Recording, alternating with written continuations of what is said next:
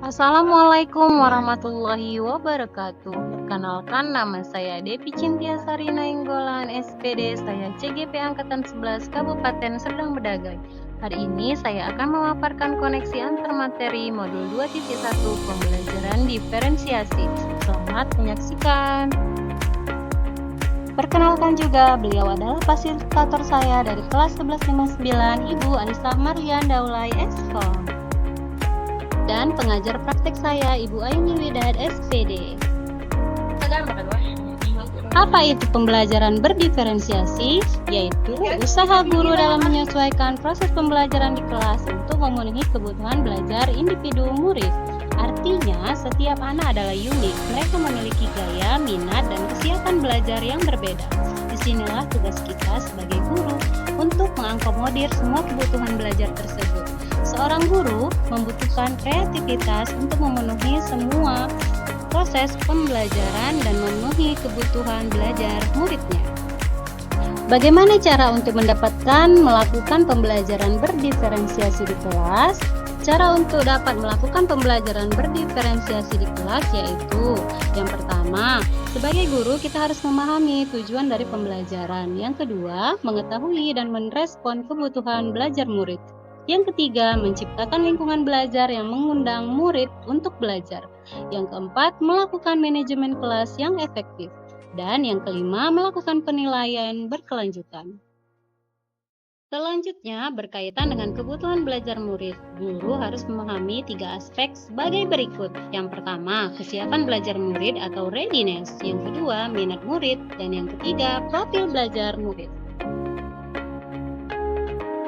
Yang pertama, kesiapan belajar murid atau readiness mengharuskan guru untuk menilai pengetahuan awal dan menentukan apa yang telah murid ketahui dan bagaimana murid berada. 2. Minat murid. Minat setiap anak berbeda-beda. Minat adalah salah satu motivator penting bagi murid untuk terlibat aktif dalam proses pembelajaran. Yang ketiga, profil belajar murid. Biasanya yang mempengaruhi itu adalah lingkungan, budaya, gaya belajar, dan kecerdasan majemuah. Kebutuhan belajar murid dapat diidentifikasi berdasarkan cara-cara berikut. Yang pertama, mengamati perilaku murid. Yang kedua, mengidentifikasi pengetahuan awal. Yang ketiga, mereview dan melakukan refleksi terhadap praktik pengajaran. Yang keempat, menggunakan berbagai penilaian formatif dan diagnostik. Yang kelima, membaca rapot murid di kelas sebelumnya. Dan yang terakhir, berbicara dengan guru sebelumnya. Strategi untuk mendiferensiasi pembelajaran. Yang pertama, diferensiasi konten, yaitu berkaitan dengan apa yang kita ajarkan seperti materi, konsep, atau keterampilan yang perlu dipelajari berdasarkan kurikulum. Yang kedua, diferensiasi proses. Kegiatan yang memungkinkan murid berlatih dan memahami atau memaknai konten dengan cara membedakan proses yang harus dipelajari oleh murid.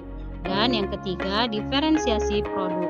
Bukti yang menunjukkan apa yang murid telah pahami dengan cara membedakan atau memodifikasi produk sebagai hasil belajar murid, hasil latihan, penerapan, dan pengembangan apa yang telah dipelajari. Adakah keterkaitan antara modul pembelajaran berdiferensiasi dengan modul-modul yang lain? Tentu saja ada. Modul 1.1 dan modul 2.1. Untuk dapat melakukan pembelajaran berdiferensiasi, maka guru harus berusaha memenuhi kebutuhan belajar anak sesuai dengan kodrat alam dan kodrat zaman berdasarkan filosofi Ki Hajar Dewantara. Dari modul 1.2 dengan modul 2.1, keterkaitan yaitu dalam melakukan pembelajaran berdiferensiasi, seorang guru penggerak harus berpihak pada murid, reflektif, mandiri, kolaboratif, dan inovatif untuk menciptakan pembelajaran berdiferensiasi agar dapat memenuhi kebutuhan murid. Dengan demikian, seorang guru penggerak dapat mewujudkan kepemimpinan murid dengan menuntun murid merdeka belajar. Hal ini sesuai dengan nilai dan peran guru penggerak. Selanjutnya, modul 1.3 dan modul 2.1. Pembelajaran berdiferensiasi dapat menjadi salah satu strategi untuk mewujudkan visi guru penggerak yang berpihak pada murid. Koneksi dari modul 1.4 dan modul 2.1 yaitu dalam pelaksanaan pembelajaran diferensiasi antara guru dan murid harus ada kesepakatan kelas terlebih dahulu agar proses pembelajaran dapat berjalan dengan baik sesuai dengan nilai-nilai budaya positif.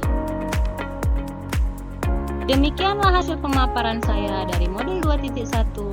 Salam guru penggerak, tergerak, bergerak, menggerakkan. Terima kasih. Wassalamualaikum warahmatullahi wabarakatuh.